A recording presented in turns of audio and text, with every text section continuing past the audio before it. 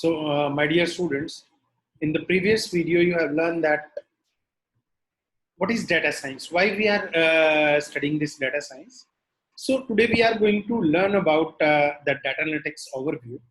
I'm sure that you will be getting the result. So what we are going to discuss in this today's lesson, that data analytics process and what are its various steps, and what are the skills and tools that are required in data analysis, and what are the challenges which what we are facing into the data analytics process, and certain data visualization techniques, and about hypothesis testing to analyze the data. So first of all, look at this data. If we look at this table, then you may not be able to analyze that what is the discrepancy in this data, or in other words, we can say that the exact pattern what this data suggests us, we cannot able to reveal. So now see, if I am going to present this data in the form of a graphical, then directly by looking at this line chart, you can look at that the bank transaction detail for April 2016, that is, I'm going to say high between 23rd of April to 27th of April. So this is how like the graphical analysis is going to help us a lot. Now similarly here, now see, now look at the transaction which has been appeared for the month of March, April and May. Whereas this March is this blue line indicates the March data, whereas this orange line indicates the April data, and this gray line indicates the May data. So now see, for March and May, all lines seems to be at a low high, but suddenly, whereas in a case of April, a surge is there. That means there is something which is not usual. So we can say that there is some discrepancy, or in data science terms, we call it an outlier. Right. So now let's move to the next part. So, let me introduce to the data analytics. So, data analytics is a combination of process to extract the information from the data set. Now, in order to extract the information from the data set, what we require all. So, to be a good data scientist, you require very first thing, that is the domain knowledge. When I'm saying domain knowledge, that suppose you are having a data set of say health records. So that means what that data set is about, what information we are going to reveal out of that. So all this information that has to know, we should have certain domain knowledge about that data. The second thing, that we should be well conversant with the statistical skills. That means we should know that what are the various tool and technology available in statistics, what are the graphical way and means we can represent the data. Third thing that require is programming, and the fourth thing that require for to be a data scientist, you should have a good in mathematics. So we can say the data science is a combination of these four different the branch. Although I am not saying the domain knowledge is a branch knowledge, or say it's a particular knowledge. So being a data scientist, you should know the statistical skill, you should know the programming, you should know the mathematics. As for the domain knowledge is concerned, what kind of data set you are getting at that point of time, you need to learn about that data set, that you need to acquire the various knowledge about that particular domain. Now, introduction to the data analytics, when we are moving, then this data analytics is having seven simple steps. I mean to say, in order to analyze the data, let's try to understand that this process. The first step is, while going for a data analytics, that we are having a business problem. Or in other, that means if suppose you are getting a data set, why to analyze that data set? What is the need to analyze that data set? So that means this constitutes a business problem. The second aspect is data acquisition. Third is data wrangling. Fourth one is exploratory data analysis. Fifth one is data exploration. and sixth one is conclusion and prediction, and seventh one is communication. We are going to discuss one by one with respect to the each step. So the next step that I have already told you, that is to start with the business problem. The process of analytics begin with the question or a business problems of the stakeholder. That problem could be from the customer, that problem could be related to your sales, that problem could be related to your inventory, that problem related to your supply chain system, that is the traffic volume. So the business problems trigger the need to analyze the data and to find out the answer. So this is about the first step, that to understand the business problem. The second step, again, it's a very important step, that the data acquisition. How we are acquiring the data with respect to finding out the answers of that business problem. Suppose that data is related to the sales, then you might require data acquisition from, various social media, from the Twitter, Facebook, LinkedIn, and other social media where we can get the information about the customer. So data acquisition is collect data from various sources for the analysis to answer the question raised in the business problem.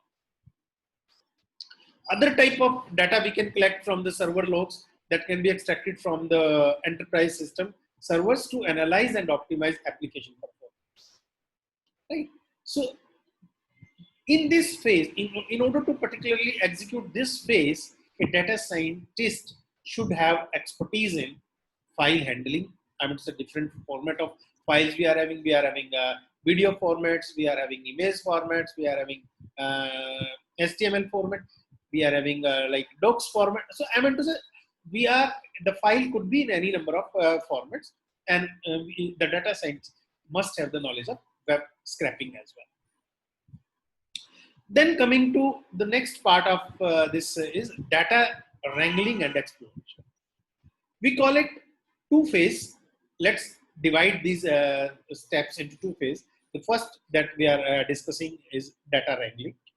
So in data wrangling, the two processes will be there: data cleansing and data manipulation. The second process is data discovery and data pattern. So this phase we are going to study all together. So, but before learning this data wrangling, so we can say the data wrangling constitutes, like two parts: data cleansing and data manipulation. And this, I'm going to say this part of data analysis consume approximately 70% of your time. So, what are the various cause of challenges in data wrangling we can have? The very first one is that the unexpected data format. Data format could be your moody video, data format could be your images, data format even can be in the mix. Data format can be like server logs, web server logs, and anything can happen in this. Second, most important challenge what we are facing in data wrangling phase is erroneous data. What we mean by erroneous data? Now suppose I am collecting a data, and in that data, say there is one column, say date of birth. Some of the person is writing, say, date, say 01/02/1978. Some of the person would like to write it in the form 1st February 1978. So this is one aspect. The second aspect, instead of putting up the years, you can directly putting up the date and month. So there are so many things. Similarly, while entering the pin code in the pin code column, so the total number of digits may not match. So this is the second challenge what we are facing in data wrangling. The third kind of challenge is voluminous data that is to be manipulated. My dear students, you might be knowing that we are spending approximately 6 hours 30 minutes daily onto the internet, and out of that, approximately say 70% of the time we are like onto the social media websites. So while analyzing the data of the social media, or say the server log, or say from the search queries, the data is in high amount of volume that it in terms of zettabytes. So this is another challenge what we are facing in data wrangling. Then the fourth challenge what we are facing is classifying the data into linear and cluster, and how we are determining the relation between observation, feature, and the response. So this is what kind of challenges we are facing in data wrangling. Then is data exploration or in the model selection. So this phase includes cleansing as well, manipulation as well as aggregation, splitting, and reshaping of the data. So this model selection will be done on the basis of what is your overall analysis. The model selection should be in such a way that it should be accurate to avoid iteration. Depends on the pattern identification algorithm, depends on the hypothesis building and testing that leads to building mathematical and statistical function. So in order to select the model, the most beautiful part of this model selection is that if we are not having the prior knowledge of my data, what my data is, how I'm going to process it, what is the structure of my data, so this phase is going to be in wrong direction. Or sometimes we are also making mistake in developing the hypothesis that I'm going to told you later on. So hypothesis is a kind of a assumption we are developing with respect to the data. For example, nowadays, say we are in a process of developing, say, the vaccine for the COVID-19 disease. So whether that disease is going to be effective or not in a population. So this is one hypothesis. So we can make the vaccine is effective. This is one hypothesis which we are developing. So whether to accept this hypothesis or to reject, there are other way and means to check it out. Then in this exploratory data analysis phase, look at, we are having another phases. The first one is the approach. So exploratory data analysis approach studies the data to recommend suitable model that best fits the data. Second is focus. So our focus is on its structure and outlier and model suggested by the data. As I already told you in my previous slide, say there we are like looking at the transaction for the month of March, April, and May. Thus suddenly by looking at the line graph of that data, you are able to know that there is some surge in the May month data. So that means here outlier is going to exist. Outlier means the value which is over and above the average. Suddenly I want to say a value which you are encountering which is not to be assumed. For example, let me try to give you another example which is simple in terms. Say you are having a data of height of the person, and in that data suddenly you encounter with a value of say 15 feet. So you know very well that 15 feet cannot be the height of a human being. So this is an outlier, right? So now coming to the assumption. So this EDA techniques make minimal or no assumption. They present and show all the underlying data without any data loss. See, you know very well that while working with voluminous amount of data, when data is usually in terms of say million and millions of rows, then it is not possible to look at the old data. Then we usually capturing the sample of that. So while capturing the sample, we are usually maintaining certain kind of assumptions, right? So that assumption should be they present that underlying without any generalized loss. Then we are having two types of EDA techniques. One we call is quantitative, other one is we call as a graphic. So let's first understand what do we mean by quantitative techniques. So in quantitative technique, the first technique that we call is measurement of central tendency. Here we are having three metrics. The first metric we call it a mean. So mean is the point which indicate how centralized the data points are. Usually this kind of matrix we are using where we are having symmetric distribution. Like in case of, say you are having the data height of the human being. Then it is always advisable, suppose there is some missing value, then it is always advisable to replace that missing value with the mean value if the data is symmetrically distributed. Second matrix in this direction is that is median. So median is the exact middle value. If we will sort the data either in ascending terms or in descending terms, then the middle value we call it a median. So usually this kind of matrix is suitable for skewed distribution. Either it is a positively skewed or it is a negatively skewed. And very easily we can catch up the outlier with this median. The third kind of matrix that we are using is mode.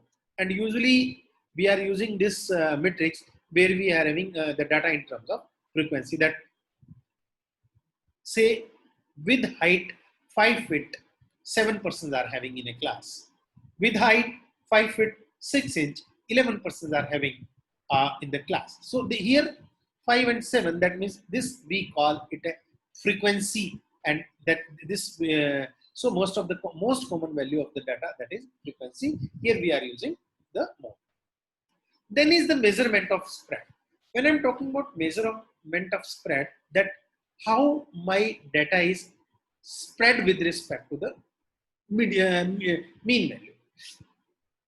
So the variance is one of the metrics. So variance is approximately the mean of the square of the deviation, and the square root of this variance we call it a standard deviation. One more sorry, important matrix in this race is interquartile range. So usually we represent this interquartile range by means of Q1, Q2 and Q3. Q2 we call it a median, and the interquartile range in the distance between 75th that is Q3, 25th percentile that is Q1. So it is essentially the middle 50% of the data. That means the data between 25% and 75%, that is the exactly the middle 50% of the data. Then in EDA, the second kind of technique that we are having is that is your graphical technique. So in graphical technique, we are having so many other techniques also available, but here we are going to discuss only two. One is that is histogram. So histogram graphically summarize the distribution of a univariate data set. It tell us the center or the location of the data. That means it is directly, we can get it mean, median and mode. From here we can easily grasp that what is the spread of my data in terms of variation. What is my skewness, whether my data is positively skewed or negatively skewed. Is there any some outlier? Definitely with the help of this graphical tool, we can say the histogram, we can easily identify. The second type of graphical tool generally we are using is that is a scatter. So basically scatter plot is the plot between x and y variable. From this scatter plot, you can easily identify that how these two variables are related to each other, whether they are linearly related or they are non-linearly related, whether they are dependent on each other or not, is there any outlier or not. So everything we can grasp out of these two techniques. So this is how we have learned.